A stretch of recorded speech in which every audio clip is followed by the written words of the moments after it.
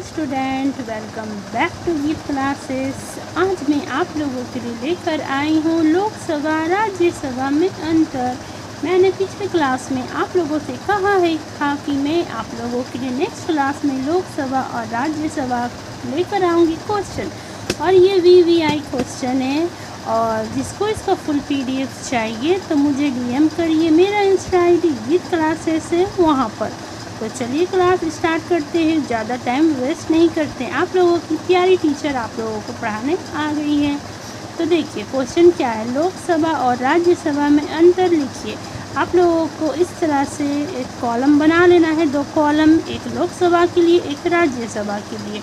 Lok Sabha Rajya Sabha black pen से लिख लीजिएगा। देखिए लोकसभा संसद का निचला सदन है। लोकसभा जो होता है ना, वो संसद का निचला सदन होता है। राज्यसभा संसद का ऊपरी सदन है। राज्यसभा जो है संसद का ऊपरी सदन है। तो मैं आप लोगों को सिंपल तरीके से बताया, अगर ये साइड में निचला होगा तो ये साइड में ऊपरी होगा, ये साइड ऊपरी होगा तो ये साइड निचला होगा, है ना। वही होता है, 2 साइड कॉलम करके आंसर लिखने में। जैसे इस साइड होगा तो इस साइड होगा नहीं होगा, पढ़े होंगे बचपन से ही, तो वही है। लोकसभा संसद का निचला सदन है, राज्यसभा संसद का ऊपरी सदन है। क्लियर है। सेकंड नंबर में लिखना है, इसके सदस्य प्रत्यक्ष चुनाव द्वारा जनता द्वारा चुने जाते हैं। इसके सदस्य प्रत्यक्ष चुनाव द्वारा जनता द्वारा चुने जाते हैं। मैंने पहले ही कहा है, लोकसभा का चुनाव जनता द्वारा होता है। और अब राज्यपाल, इसके सदस्य राज्य विधानसभाओं के निर्वाचन सदस्य द्वारा चुने जाते हैं। कुछ सदस्य राष्ट्रपति द्वारा नियमित किए जाते हैं। ठीक है, आपको मैंने पढ़ाया था लोकसभा राज्यसभा में। अगर आप लोगों को जानना है तो मेरा पिछला वीडियो आप लोग देख सकते हैं, मैंने वहाँ पर मेंशन किया है। ठीक है। थर्ड नंबर में फिर से आप लोगों को लिखना है, थर्ड नंबर कहाँ गया, ये रहा। लोकसभा का कार्यकाल 5 वर्ष का होता है। ये तो सभी को पता है। लोकसभा का कार्यकाल 5 वर्ष तक होता है। लोकसभा का मतलब काम 5 साल तक होता है ना। हाँ। और राज्यसभा एक अस्थायी सदन है, इसे भंग नहीं किया जा सकता। और राज्यसभा जो है एक स्थायी सदन होता है, इसे भंग नहीं किया जा सकता। 4 नंबर में, लोकसभा में अधिकतम 552 सदस्य हो सकते हैं। वर्तमान संख्या 543 निर्वाचित है। मतलब ऐसे लोकसभा में अधिकतम 552 सदस्य हो सकते हैं, लेकिन वर्तमान संख्या 543 निर्वाचित है। मतलब 543 एकदम तय है कि हो गई।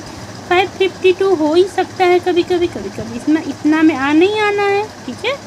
और 4 नंबर में है, फिर ये लोकसभा का है, राज्यसभा का है आप लोगों का। राज्यसभा में अधिकतम 250 सदस्य हो सकते हैं। वर्तमान संख्या 245 के आसपास। ऐसे 250 हो सकता है, पर वर्तमान में 245 तक आ सकता है। क्लियर है। आई होप क्लियर होगा। 5 नंबर में है धन विधेयक यानी कि मनी बिल केवल लोकसभा में प्रस्तुत किया जा सकता है।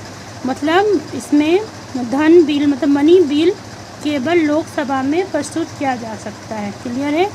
और राज्यसभा धन विधेयक पर केवल सिफारिश कर सकते हैं। मतलब मनी बिल में सिर्फ ये लोग राज्यसभा लोग सिफारिश कर सकता और कुछ भी नहीं कर सकता है। समझ में आया आप लोगों को? अगर नहीं भी समझ में आया होगा तो आप लोग अपनी प्यारी मैम को बोल सकते हैं, मैम मुझे समझ में नहीं आया तो मैं फिर से समझा दूँगी। ठीक है। तब तक मेरे वीडियो को लाइक करिए, कमेंट करिए, सब्सक्राइब करिए। और इसका फुल PDF चाहिए तो मेरा इंस्टा ID गीत क्लासेस है। मैंने अपने यूट्यूब चैनल के बायो में दे रखा है उनका लिंक इंस्टाग्राम का लिंक।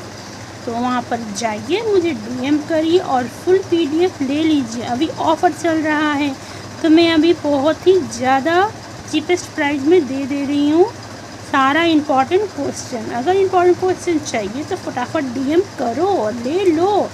फिर स्टॉक ख़त्म हो जाएगा तो फिर मैं 300 में दे पाऊँगी, उससे फिर मैं नीचे नहीं कर पाऊँगी दाम। ओके।